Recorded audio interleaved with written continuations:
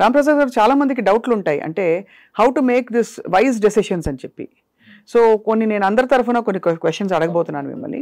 First of all, ఒక వ్యక్తి, ఒక వర్కింగ్ ఎంప్లాయీ ఇంటికి వచ్చే ఇన్కమ్ని ఎలా ప్లాన్ చేసుకోవాలి, ఏ రేషియోలో సేవ్ చేయాలి, ఎంత ఖర్చు పెట్టాలి? There is a private sector employee who is making 80,000 per month. He is just 32 years, having one kid, no dependents.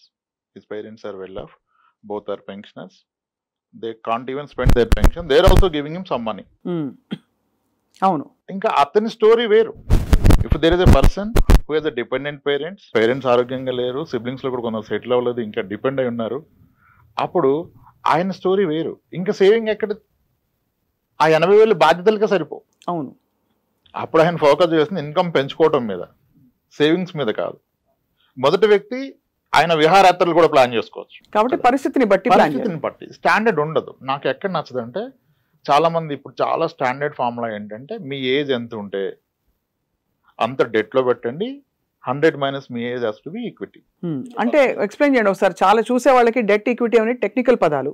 Risk లేకుండా గవర్నమెంట్ బాండ్స్ కానీ బ్యాంక్ ఫిక్స్డ్ డిపాజిట్స్ కానీ డెట్ కింద కన్సిడర్ చేస్తాము. ఈక్విటీ మార్కెట్స్లో నేనైతే మ్యూచువల్ ఫండ్స్ వరకు ఆగిపోతాను, stocks వరకు వెళ్ళే ధైర్యం చేయను. వాటిలో పెడితే దాన్ని ఈక్విటీ మ్యూచువల్ ఫండ్స్ అంటాం. ఇప్పుడు 30 ఏళ్ళ వయసు ఉంటే మీరు 30% మాత్రం డెట్లో పెట్టుకొని ఫిక్స్డ్ ఇన్కమ్ ప్రొడక్ట్స్లో, మిగిలిన రిస్క్ ఉన్నా సరే డబ్బులు ఎక్కువ వస్తాయనే దాంట్లో పెట్టుకోమని చెప్తారు. నేను అంటాను, మీకు వస్తున్న ఇన్కంలో కాదు ఈ ప్రపోర్షన్, మీ ఓవరాల్ నెట్వర్క్లో ఈ ప్రపోర్షన్ చూసుకోవాలి. మీకున్న నికర ఆస్తిలో ఇది వాడండి. కానీ అది ఎవరు వాడలేరు. ఎందుకంటే ఈ నాలెడ్జ్ వచ్చి 40 ఇయర్స్ 36 ఇయర్స్ వచ్చి, 2 కిడ్స్ వచ్చి, నేను ప్రైవేట్ సెక్టర్ ఎంప్లాయీ, నా జాబ్ ఆగిపోతుంది, తర్వాత కావాలి అని ఇన్వెస్ట్మెంట్ థాట్ వచ్చే టైంకి ఇతను ఆల్రెడీ కొన్ని చేసి ఉంటాడు. పేరెంట్స్ నుంచి కొన్ని ఆస్తులు వచ్చి ఉంటాయి.